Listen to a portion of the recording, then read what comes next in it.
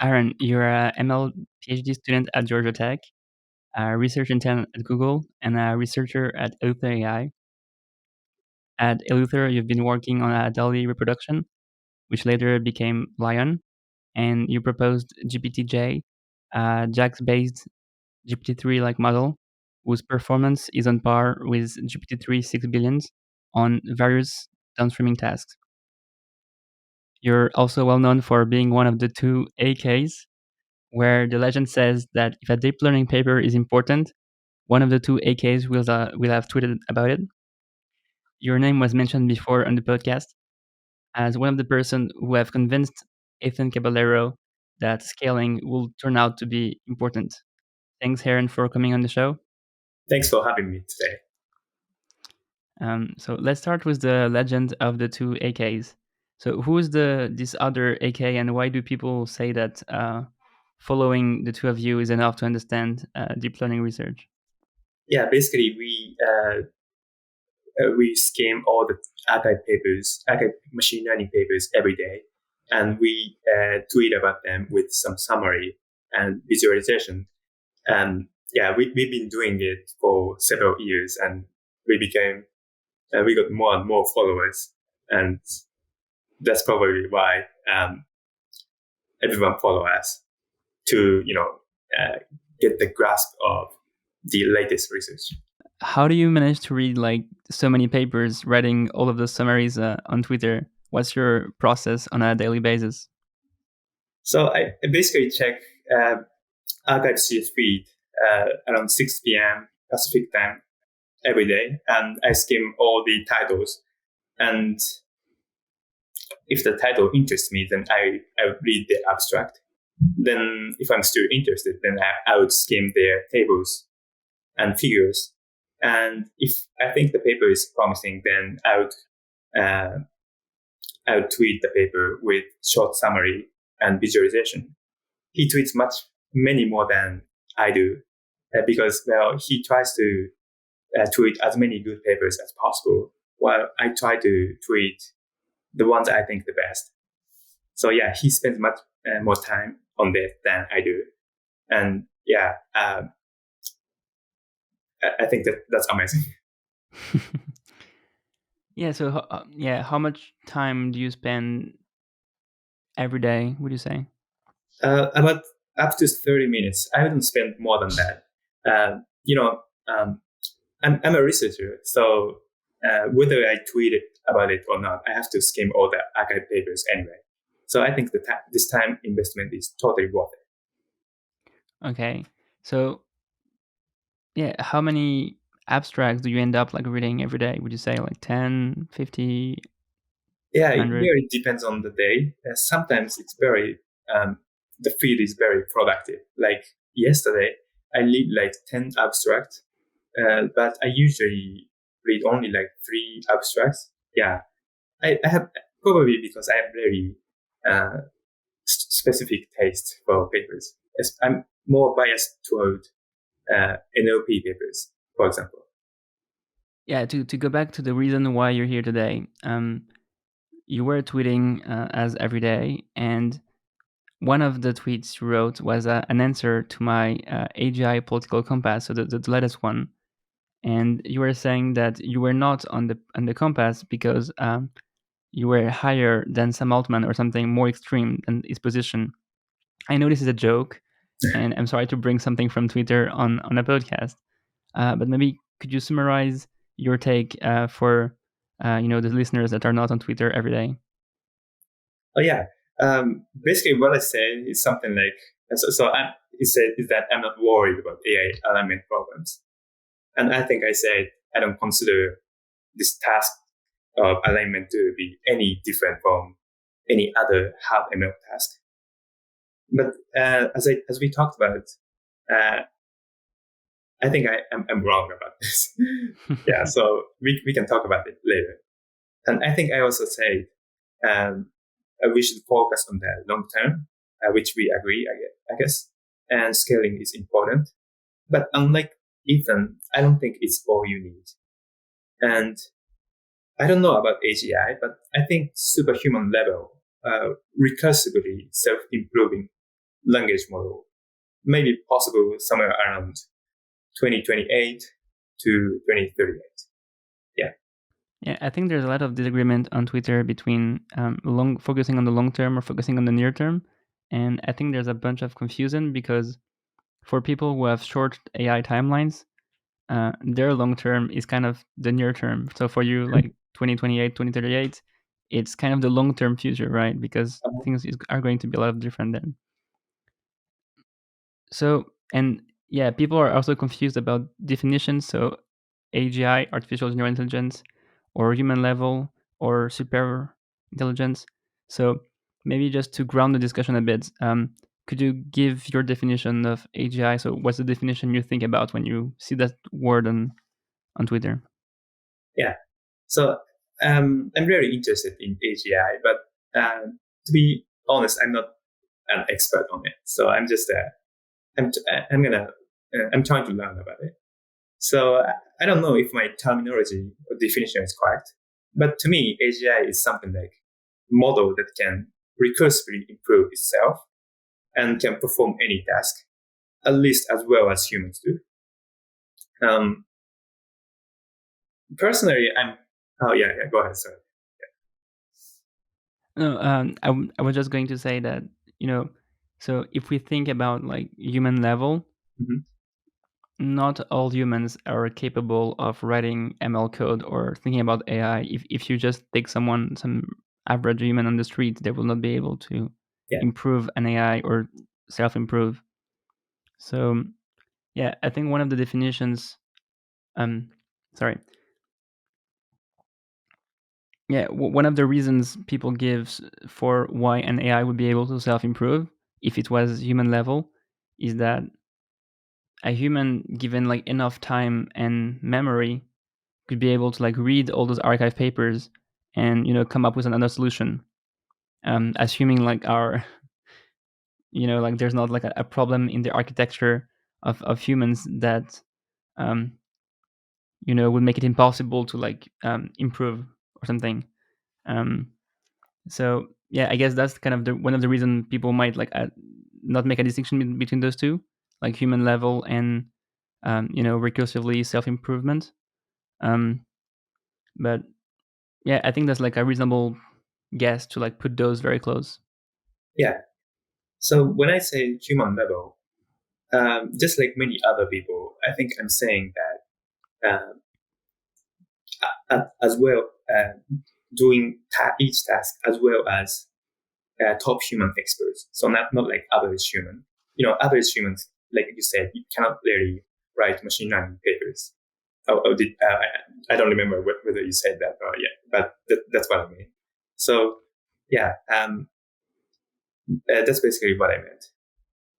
So in particular, I'm interested in AGI's capability to do research because that's basically doing research is basically uh, well, doing ML research is basically recursive self improvement, and also it can advance other uh, areas of science or yeah. So I think so. As long as a machine learning model can do machine learning research as well as humans do, I think that leads to AGI eventually without any human intervention. So human level machine learning research is AGI complete in some sense. And I'm trying to make language model do machine learning research. Um, yeah, I think that's a valid path to AGI, even though there are many other paths. Yeah, just to clarify the definitions, when people say AGI complete, they usually mean you need AGI to reach that point. What you're saying is doing ML research enables human level AI, right? Or AGI. So you're more saying like it implies, right? It's being good at ML research and being able to do as much ML research as you want implies AGI. Is that what you're saying? Yeah, Okay.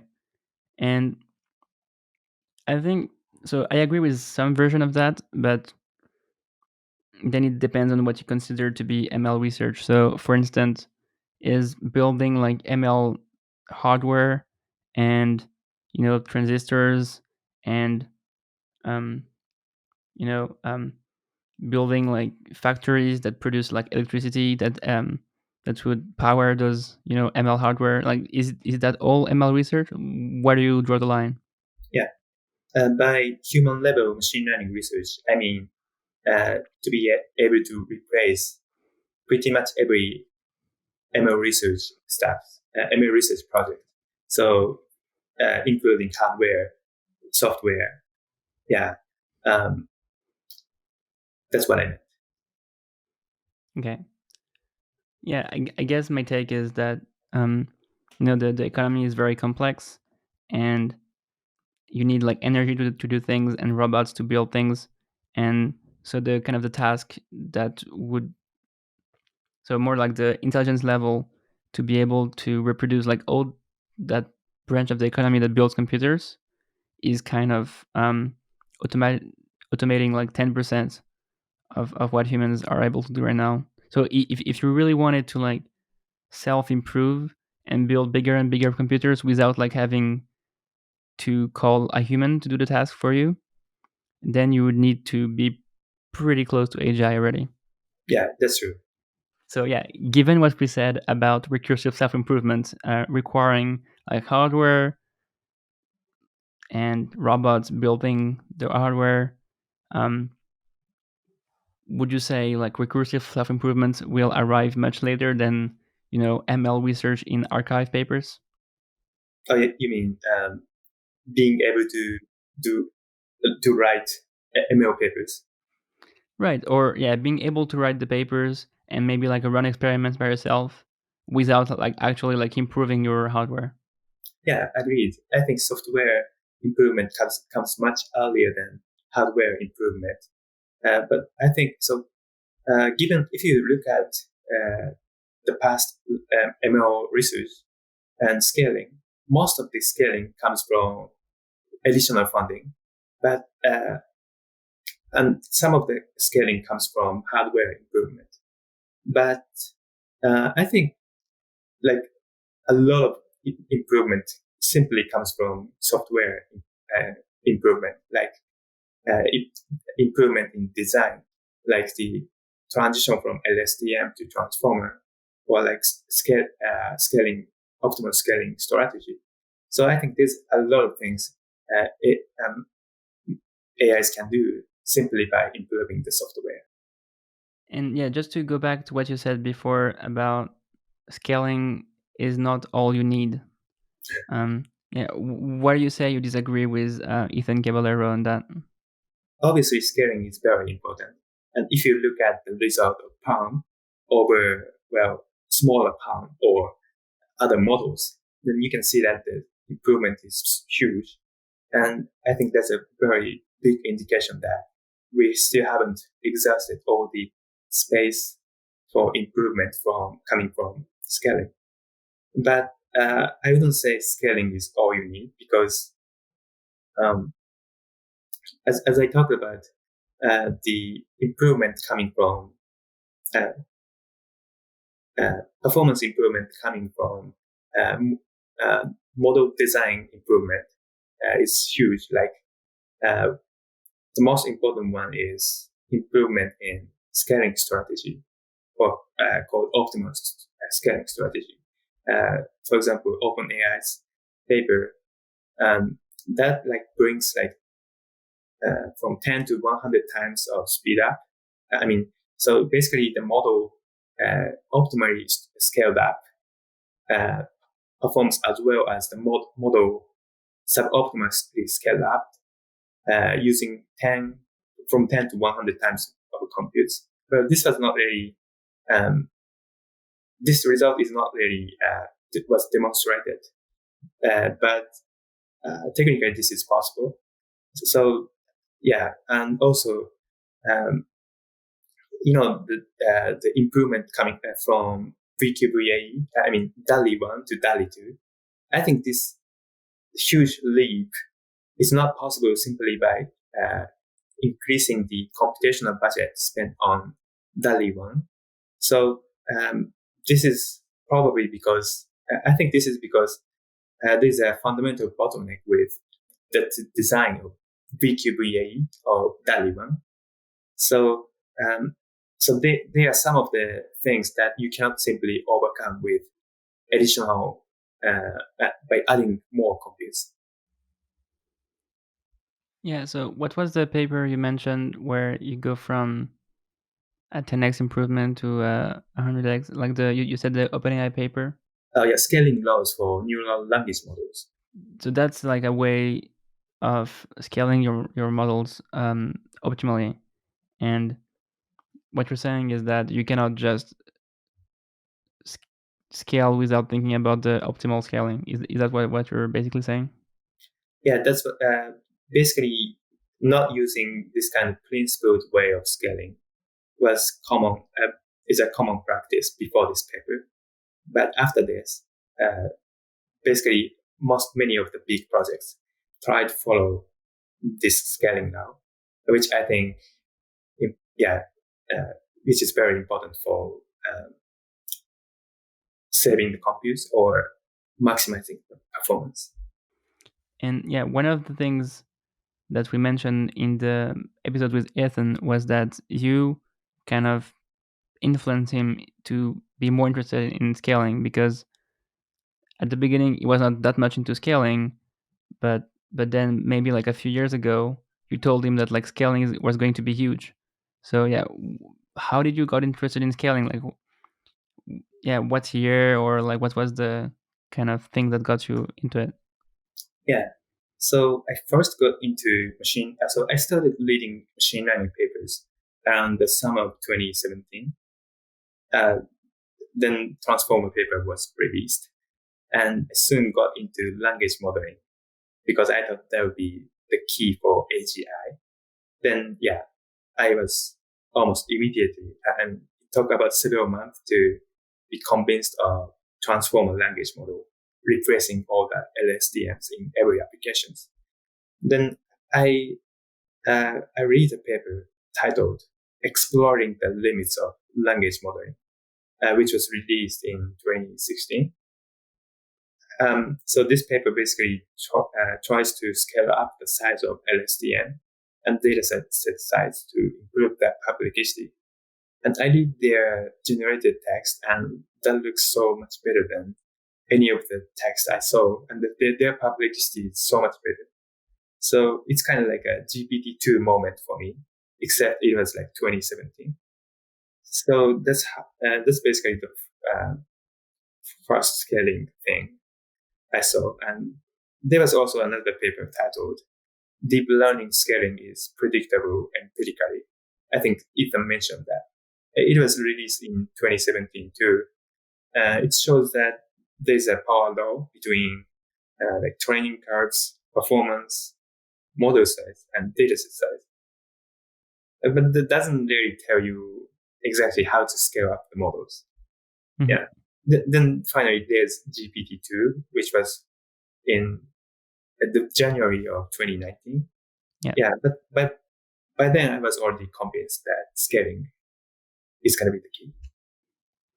Yeah, if you were convinced of scaling before Transformer or in 2017, then seeing like GPT-2 in beginning of 2019 must be, enough, or yeah, like not a big update from, 2017. Or at least like they showed that you could get like generation of paragraphs and a bunch of benchmarks in NLP with just scaling. Um, so yeah, did it surprise you a little bit, or were you not surprised at all from GPT-2? No, I was not surprised with GPT-2 at all because I was kind of working on a similar project with much smaller scale. So, like before GPT-2, we language model researchers were working on better sampling techniques. So GPT-2 used, I think, top K sampling and temperature. So basically, these two were like rediscovered in 2018, and I was playing with these new sampling methods. And so very much. So the generated text much better than anything I saw before. So yeah, I was not surprised with the result at all, but I was very happy.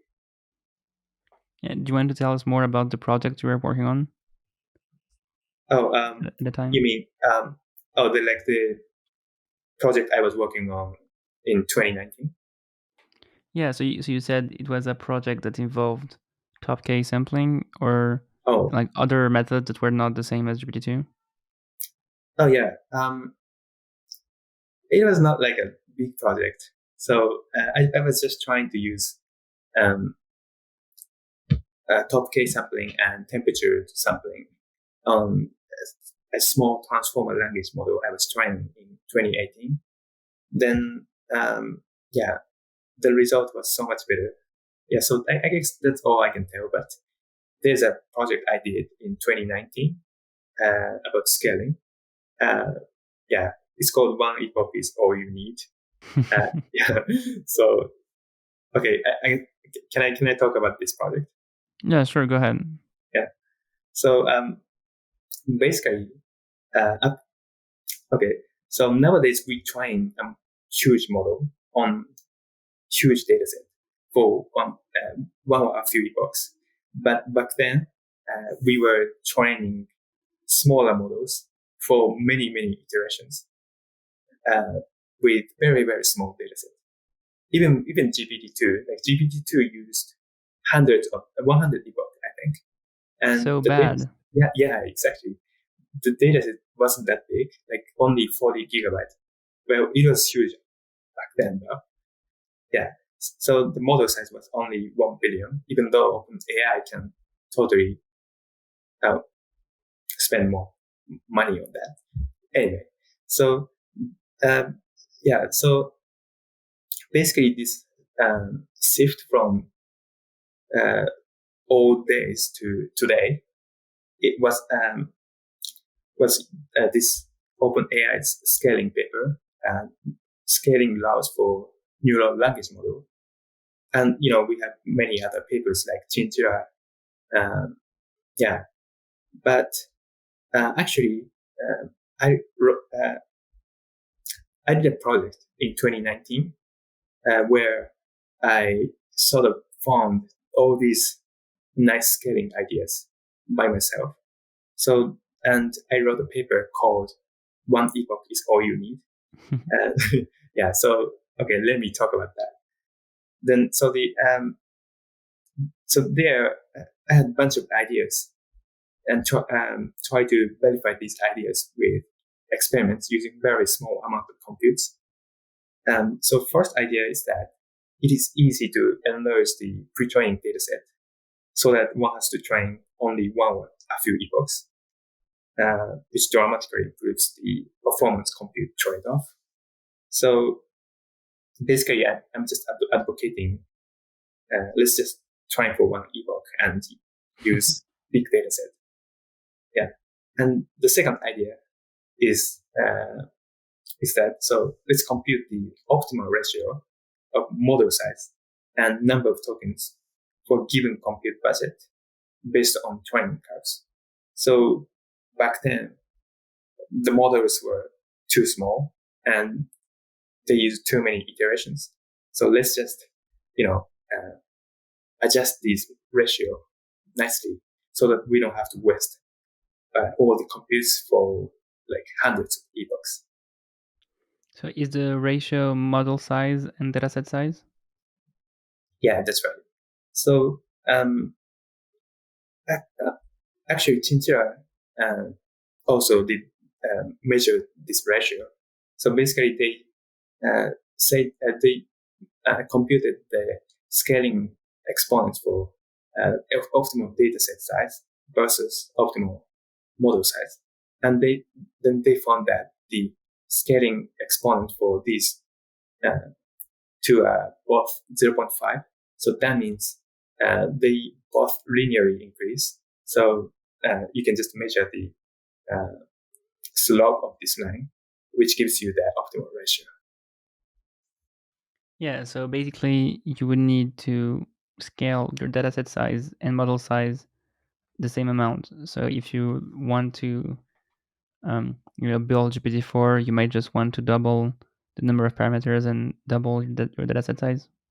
Yeah, exactly. And so, yeah, right now, so now we're not on 2019, 2020 anymore. We're in 2022. And I believe, so you're working at EleutherAI and um, Google as an intern on some scaling work. And I believe you might not want to talk about your private work on the podcast. But yeah, what kind of work do you do publicly on scaling you would be happy to talk about? Oh yeah, definitely. So okay, let me think. So I'm currently very interested in uh, InstructGPT and T0. So both of these. Could you maybe like summarize what's T0 for people who are not read the paper? Oh yeah.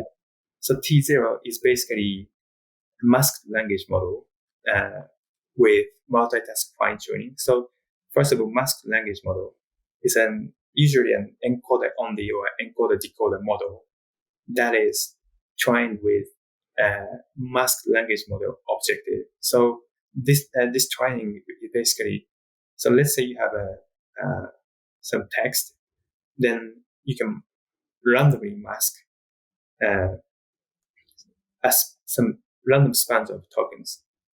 So they then you want your model to predict these masked tokens. Yeah, that's basically masked language model, or also called denoised autoencoding. Yeah, so that's what masked language model is about. And T0 is a masked language model that is also fine-tuned on a bunch of many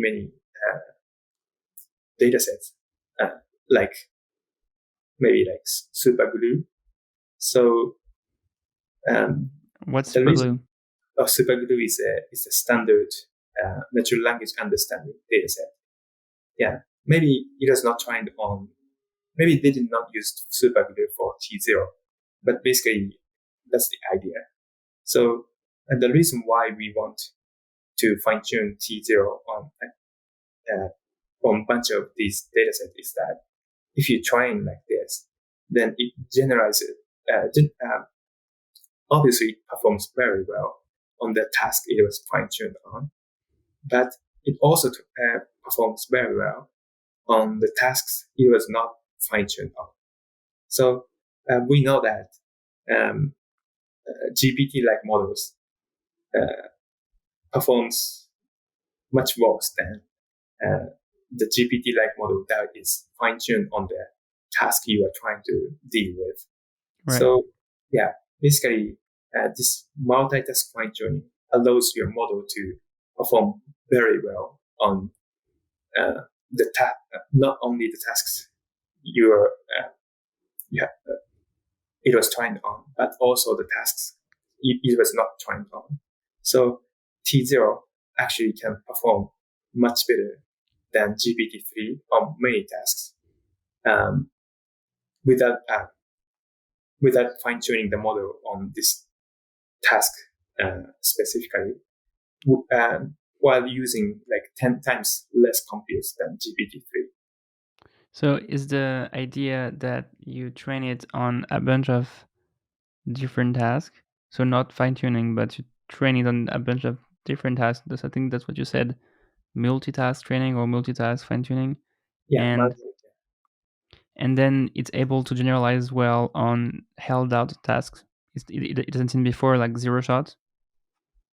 exactly. And so you said you were interested in T0 and also InstructGPT. I believe InstructGPT was a model or a training procedure from OpenAI. Can you Yes. tell us more about InstructGPT? Yeah. So InstructGPT is also fine-tuned on many different tasks, like T0. And but it also uses human feedback. So like basically, they train the model to score the bunch of the generated results, and this model can like tells this GPT-3 to how to better generate the text. So this process is done by using reinforcement learning called PPO. So this additional component improves GPT-3 significantly. Yeah, so basically, even though GPT-3 doesn't perform as well as Palm, given the amount of compute it consumes, it performs very, very well on many different tasks. Without having to, I think it performs very well even without using few short samples. So GPT-3, InstructGPT and T0 are some of the most compute efficient models out there. So yeah, I'm very interested in these models, and my project is basically trying to combine all these with scaling. Right. So you kind of want to combine this RL from human feedback procedure from InstructGPT with the pre-training from T0. Yeah, and I'm thinking that we can do some interesting scaling analysis on this model for several reasons. First of all, optimal scaling we do for GPT-like models. We usually try to optimize the test publicity, and this model has only decoder, unlike T0, which has encoder and decoder.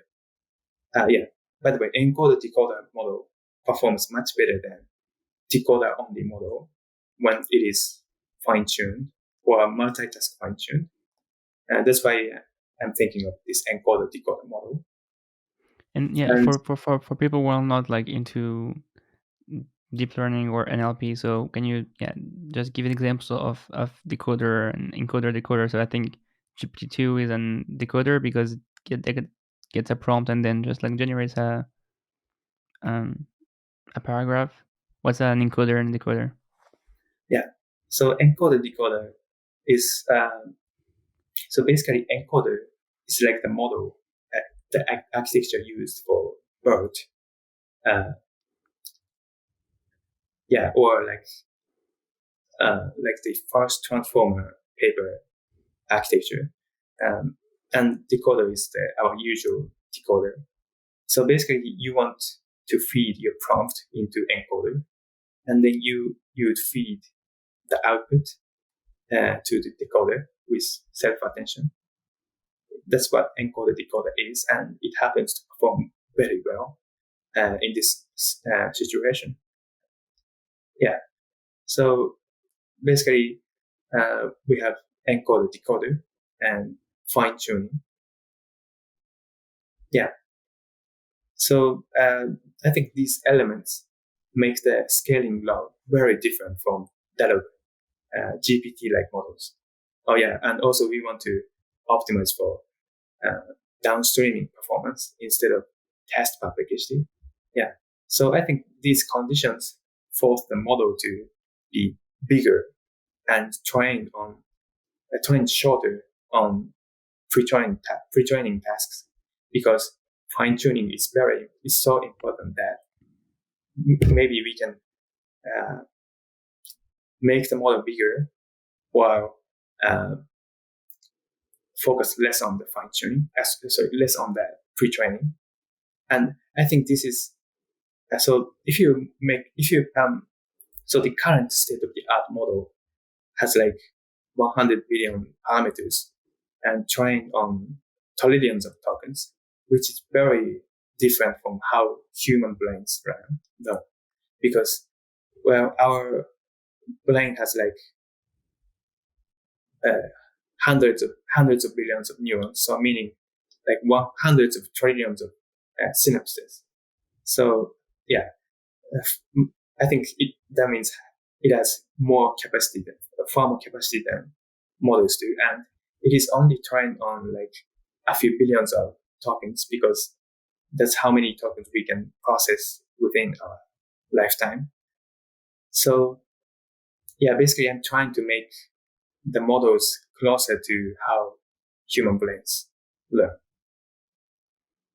So you're trying to write a scaling law that would be closer to the amount of data humans process throughout their lifetime.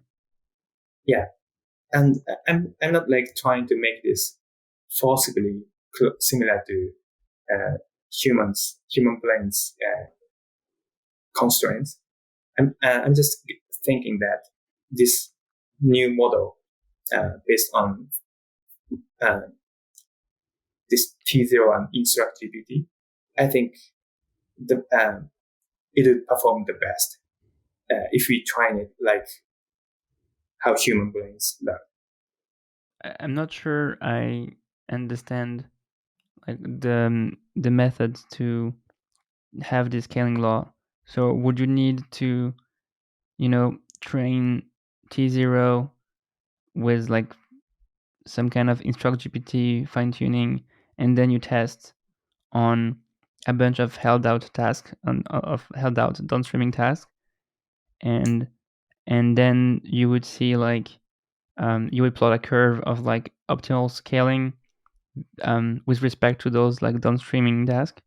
So basically, what I'm saying is to train a bunch of different T0 with InstructGPT fine tuning with different number of tokens pre-trained and different model size. Then you can. I think I understood now. So you're sorry. So you're trying to the same as Chinchilla, like get the exponents for dataset size and for model size, and then you're trying to see if it's not like 0.5 and 0.5, but like maybe something else. Yeah, something like that. I think you're most well known for your scaling work at EleutherAI, where you trained was it 6 billion parameters, or at least like you try to reproduce the results from GPT-3 6.7 billion, Yeah, and what was called GPT-J, I think, for GPT-JAX. Um, yeah, can you just like give us a rough summary of like this project, why you started this project, and yeah, why do you want to release it to the public? yeah. So around the beginning of 2020, I was trying to reproduce DALI 1 with some of the people in EleutherAI. So basically, DALI 1 consists of BQVAE encoder-decoder and transformer language model for generating the discrete Latin variables. So, by the way, this transformer language model is almost exactly the same as GPT-3, except for the size. So, I thought we may be able to make the maximum impact if we reuse this model for our GPT-3 reproduction. Yeah. And then at the same time, I thought, so JAX was becoming more and more popular.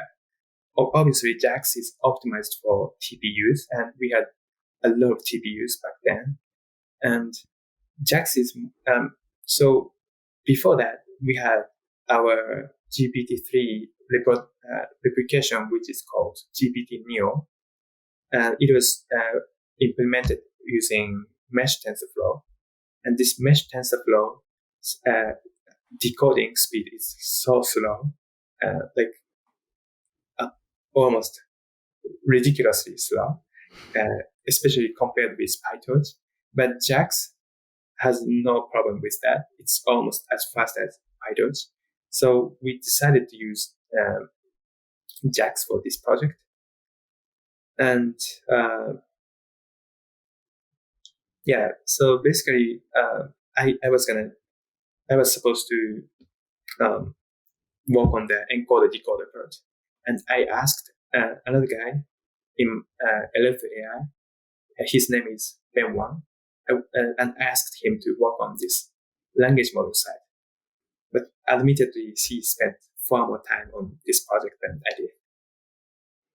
Yeah, how much time would you say it took you among the maybe 6 months between beginning of 2021 and when you guys released the model? I think it only took several months. So this project is kind of impressive because there are only 2 people in it, and we only spent 3 months, and we basically open sourced the best language model.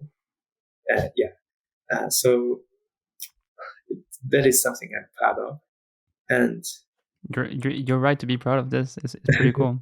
yeah, thank you so much. So, by the way, GPT-J is so basically GPT Neo actually could not really match that same performance with the GPT-3 with similar size.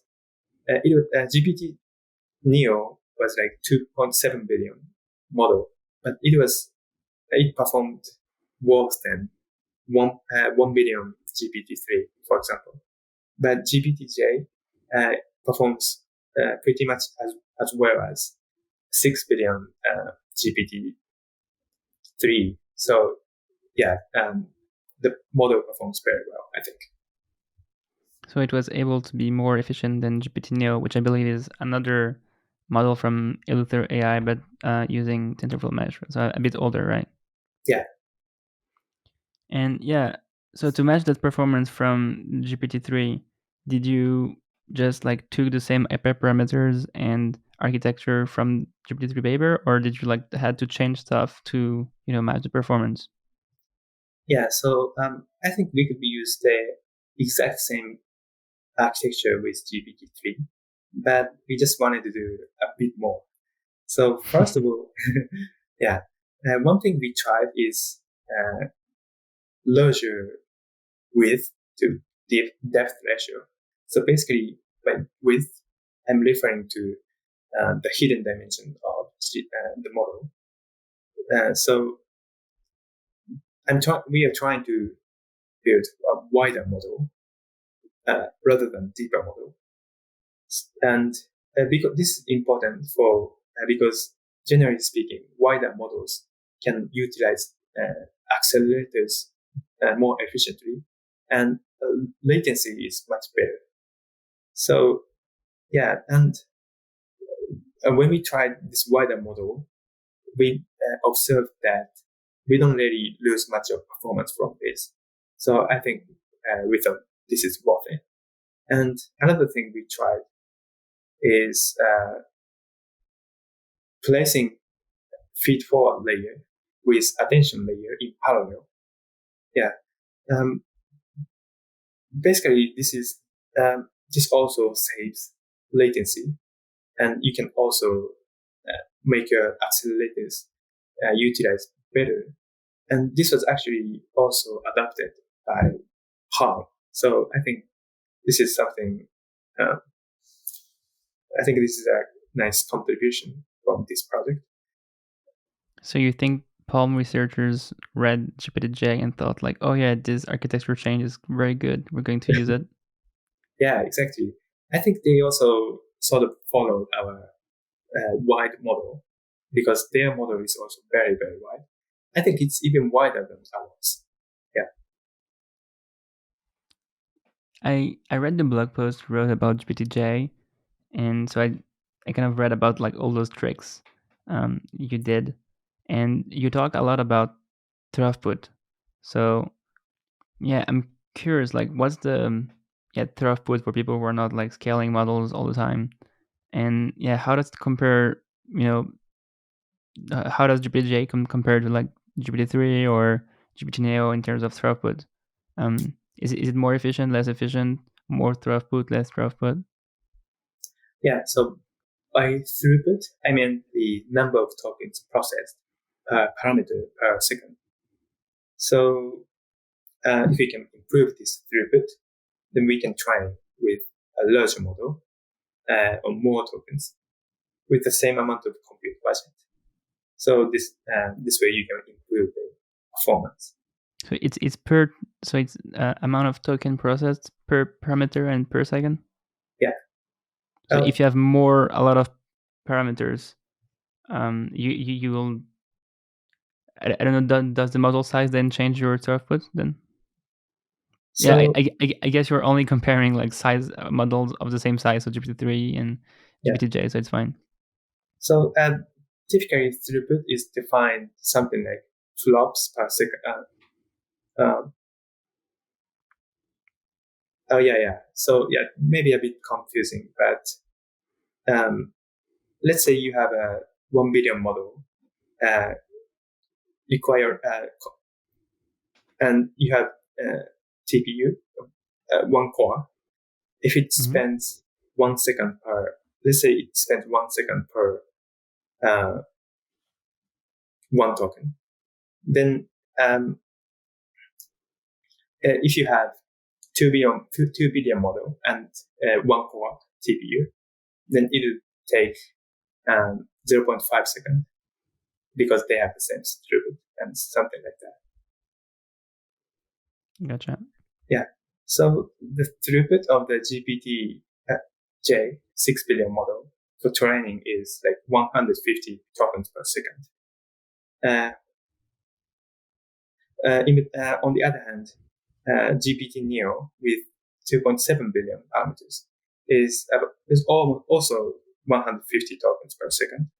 But this model is half the size of GPT-J. So basically, this means that we achieved twice improvement in efficiency or throughput. So I think this different improvement is huge. I think it's coming from this wider model using JAX instead of mesh TensorFlow. Yeah, and not to mention that GPT-J has much better downstreaming performance than GPT-Neo. Yeah, how long did it take to complete like an entire training? Because I know it requires a lot of compute. Yeah, so we spent 5 weeks using 256 cores of TPU V3. And yeah, what do you do during those 5 weeks? Do you just look at the TensorFlow curve and the nice tensor boards and check it doesn't have any weird spikes? Yeah, basically that's what we did. There was no bug because we already solved all the bugs. And so basically Ben babysit this training for 5 weeks.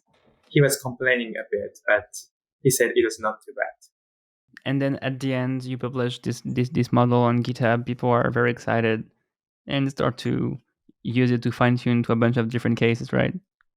Yeah, so we didn't really fine tune ourselves, but many people try to fine tune. It appears that GPT-J is easier to deal with than other models like GPT Neo. Maybe because the things we use like JAX is much easier to deal with than mesh TensorFlow. So it became very popular. Yeah, from reading the documentation on GitHub, there's a manual on how to fine tune it, and it seems like the overall code is easier to read as well. And even people on YouTube like Yannick Kilchner use it for their projects, like fine tuning it on 4chan to generate more comments. Have you seen this recent YouTube video? And if so, what do you think about it? Yeah, I actually didn't watch the video itself, but I saw the tweet and there's some people talking about it. So I know it a little bit. So my reaction to this entire controversy is kind of like that meme of like entering to a burning room with pizza. So I think his project is kind of cringy for being too attention seeking and obviously not really ethically sound because you can just use this app for many bad things. And I agree with some of the critical reactions to his project, even though some of them may be a bit too exaggerated. But at the same time, I hope this case will lead to more attention spent on language model that can detect outputs from other language models, so that you can filter out language model generated submissions on many websites like Reddit. Yeah, like Russian or Chinese government can use this sort of bots to influence social media and election results in the West. But language models are very good at discriminating language model outputs from human outputs. So I'm kind of optimistic about that, at least for short term. What do you think of the fact that publishing GPT-J might have accelerated, AI timelines where we might have like less time to make AI safe and align those models with human values? Um, yeah, do you think like releasing GPT-J was a net good for humanity? Like, would you have done it before again if you had to? Yeah, I think releasing GPT-J was a small net positive benefit for humanity. And so basically, open sourcing language model, there's never like there's nobody who releases a language model that is substantially better than the previous state of the art. Like in our case, our model performs only slightly a bit better than GPT Neo, yeah, or T5.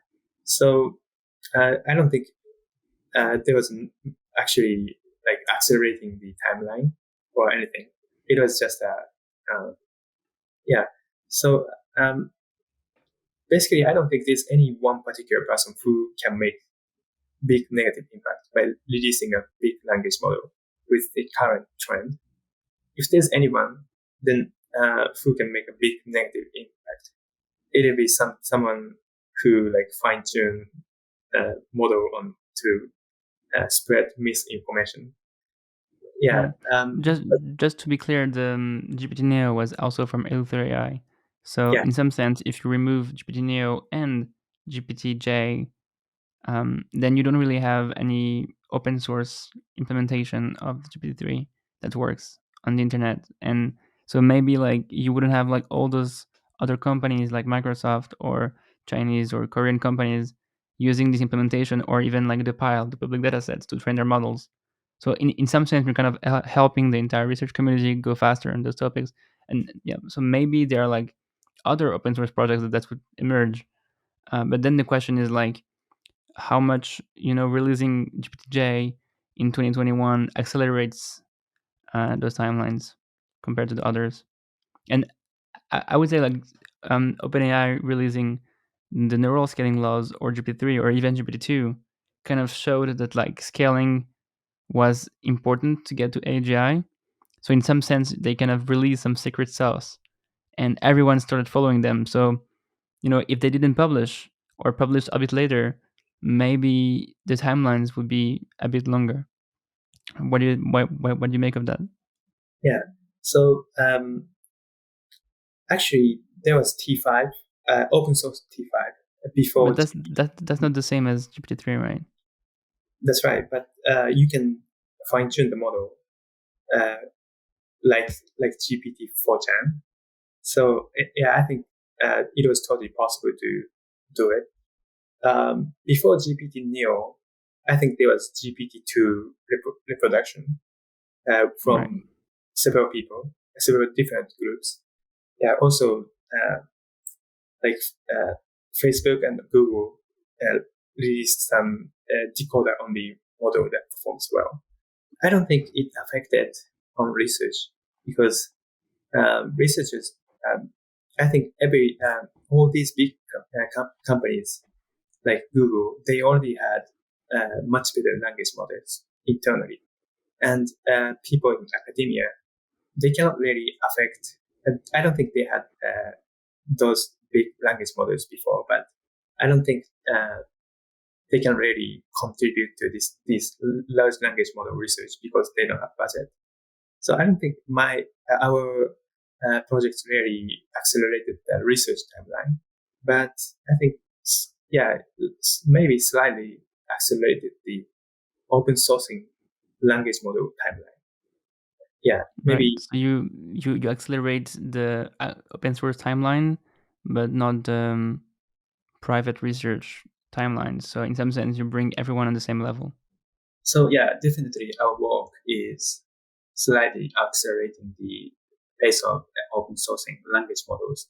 For example, Facebook recently released 100 full-size GPT-3 model.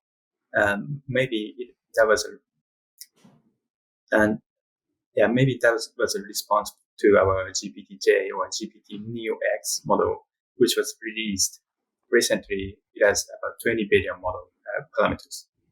And I think this question of accelerating open source timelines, or at least AI research in general, is important in the context of differential progress. So not only accelerating AI progress, but how does the speed of AI relate to the speed of AI alignment research?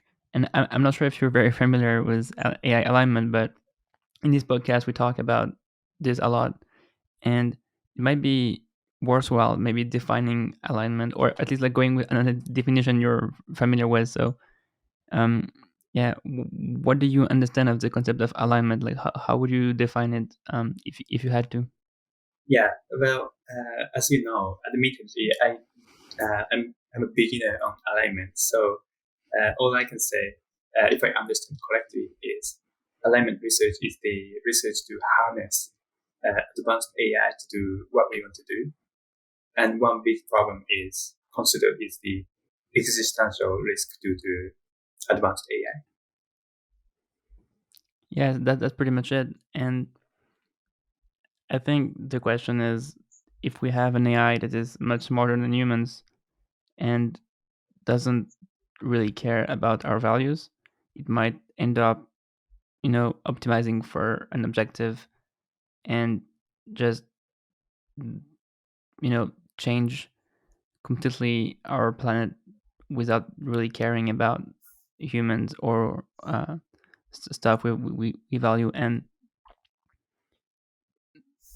I guess this problem might be considered harder or easier, um, depending on, yeah, how you define the problem or how much time you think humans will have to think about those problems.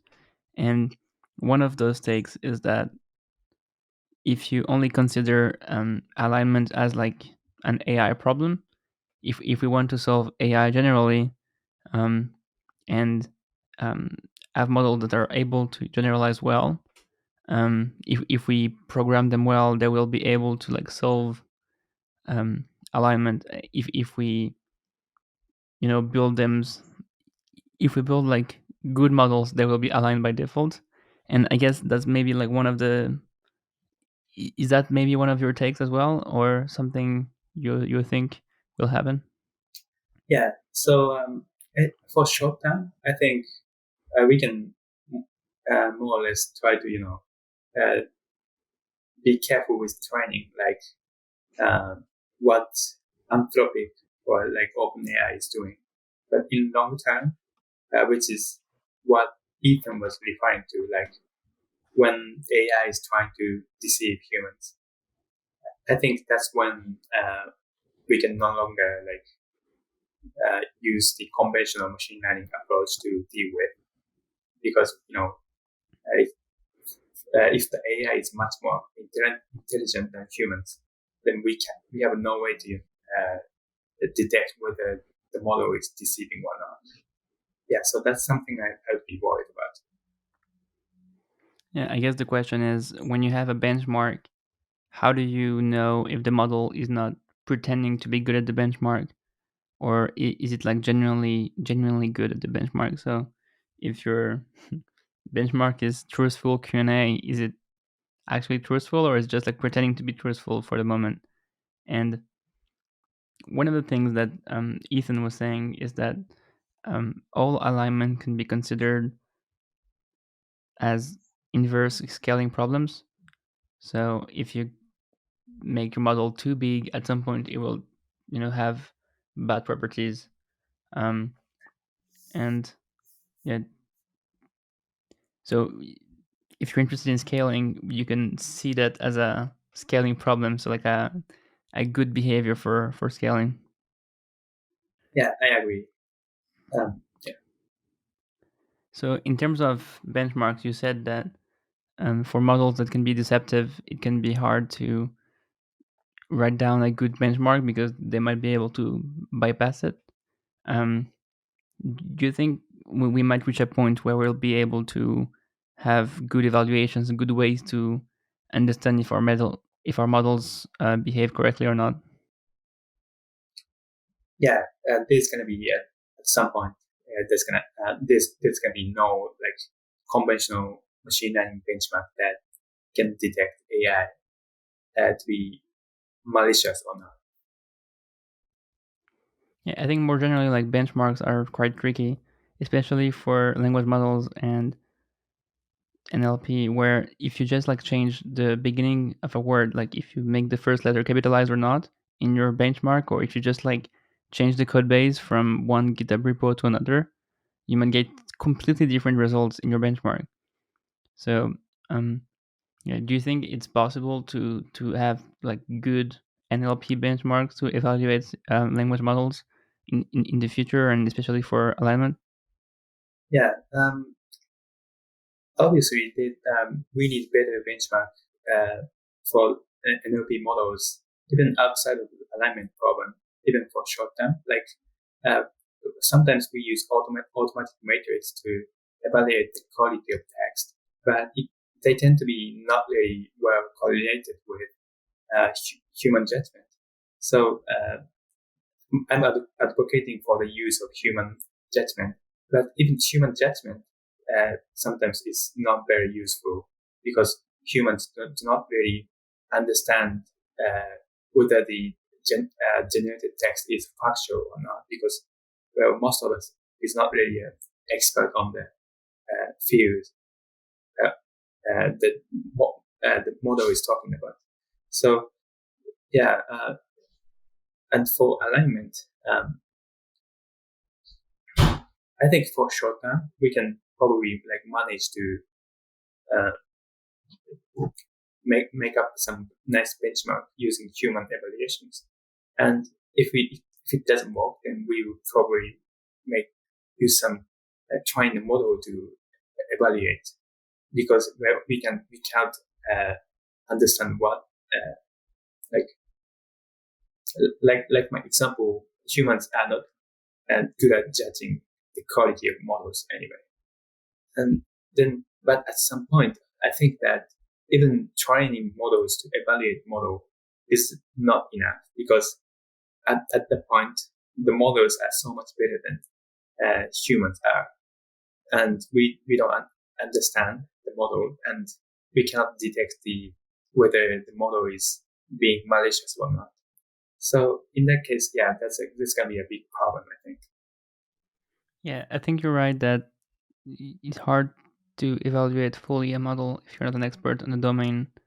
And I think one of the things that we can do is what they did for InstructGPT when where they had like a bunch of labelers and people giving evaluations for how much they prefer one output compared to the others. And then you can roughly build a reward model that can say if an output is good or not, because you have like all those comparisons between different outputs. And yeah, for alignment, where you're basically saying that you would want like an AI or another language model to evaluate if the other one is answering correctly or not. And at that point, you're kind of doing what people say is bringing a small Godzilla to check if the bigger Godzilla is doing good or not. And so that was like from a blog post that was published recently. And the problem with that is that at the moment when you're like bringing Godzilla to manage the other bigger one, there's already a problem because now you have two Godzillas on in your city, um, and so that's why I think it's yeah, it's a tricky problem to try to align or at least check for deception in those large models, is because if you want to like have another model do it, then you need to check this smaller model. um and yeah, so yeah, what do you make of like AIs aligning AIs? Do you think us humans will be able to like um build this like smaller model, um supervising the other bigger ones? Yeah, I think that is what's going to happen for short term. Obviously, we cannot keep doing that for long term because, well, in long run, AI is going to be so much smarter than we are. So we can no longer make sure that whether this small model is doing what we are thinking it's doing. Yeah. So at that point, we need an entirely different intervention. I'm talking in really long term, so it's probably well after AGI. And at that point, my my guess is that something like we have to argument our own intellectual capacity with something like neural network or something. So we become the AI itself. Have you heard of something like that? So something like merging with AIs Yeah, after maybe like some kind of rail kurzweil scenario where you upload yourself, or maybe like connect with brain computer interfaces to AIs. I think that's more like the Elon Musk Neuralink scenario. yeah. Which scenario are you talking about? Oh, I'm not really familiar with Neuralink. Maybe the first one. Okay. Um, so when you were saying like long term, and you were saying like after HI, so at the beginning of the podcast, you were saying 2028 and 2038 were like lower bound and upper bound for HI, or at least like the rough guess for when it might appear. Is that still correct? Yeah. Oh, by that timeline, I meant like human level language model rather than AGI. So Okay, like human level language model. And yeah, how many years to go from human level language models to AGI? I think it's going to take very little amount of time, given that this human level language model can do machine learning research uh, well, so it can uh, improve itself very rapidly. Okay, so when you reach human level language models, they do research, and then then they achieve AGI. That's your kind of main timeline, Yeah, and so this might happen in days or weeks, maybe several months. Yeah, several months. Okay. Um. Yeah. What would be like the bottleneck at that moment? Like they just like keep improving, and but then they need to like figure out how to convince humans to help them build more hardware, or would they I don't know, build the robots themselves? Like yeah. So how would it happen? hardware part is going to be the bottleneck, I think.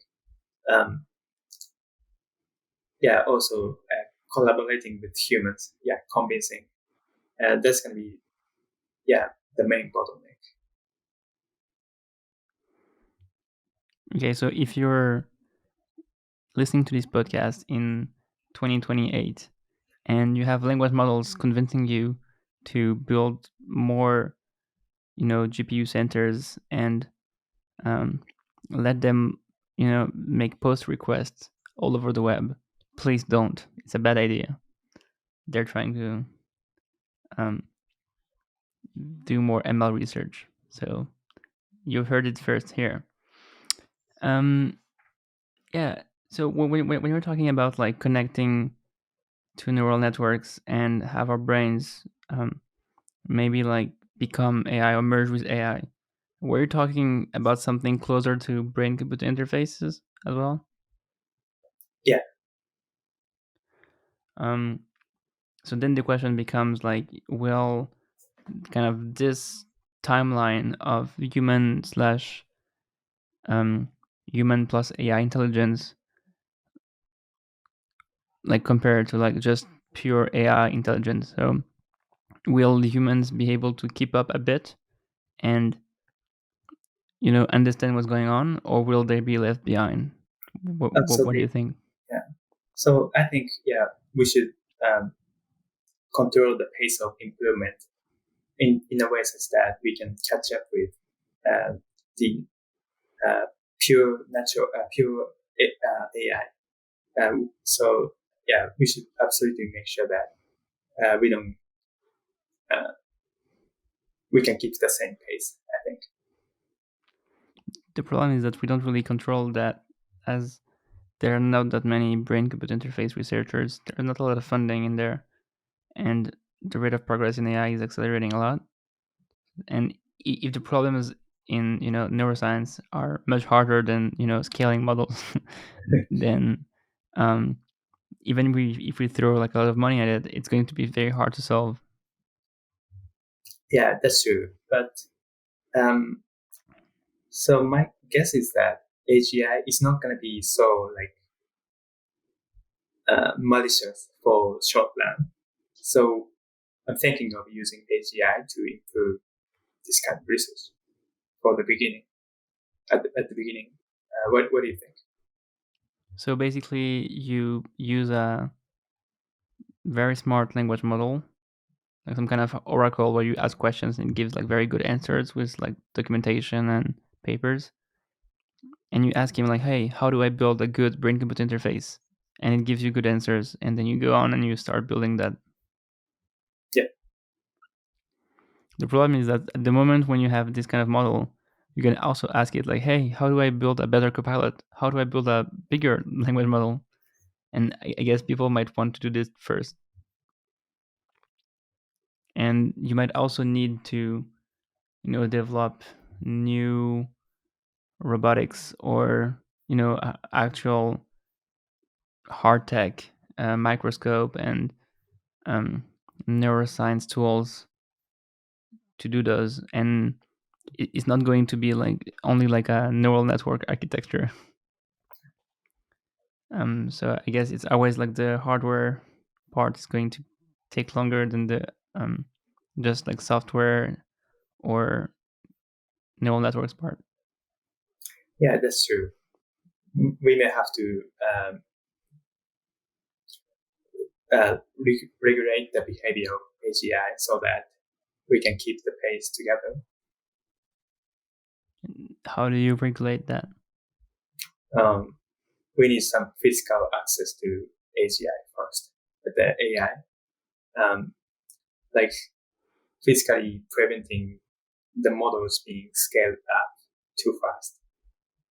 Um, So you basically have an AI become the president, and then like implement some security measures to prevent people from building bigger AIs. yeah, I'm not sure people would agree, but yeah, that's one of the scenarios. I guess there are like different like bad or like nuanced scenarios that could happen. One is like authoritarian good somehow, where you have like one AI governing, and then we do what we need to do to have a safe situation. The bad situation is when the AI does whatever it wants and doesn't really care about humans, like a rogue AI self-improving. And um and then there's like another situation where humans are kind of free to do whatever they want, and then things can be good or bad, but it will depend on like kind of how the market behaves. But yeah, a lot of people have been talking about kind of the AI is a dictator scenario. Which scenario do you find more likely, or more um you're more like optimistic about? Like imagine you're in this like post AGI world, or human level language model world. Um, what do you kind of imagine the world will look like? Would humans still live like 80 years? Um, would there be like a lot of crime?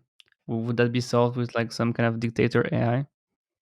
I think we're gonna try to uh, prevent dictator AI from happening. Um, we probably just try to maintain the current democracy. Yeah, because most people fear AI anyway. I think we're gonna do our best to prevent that, whether we like it or not.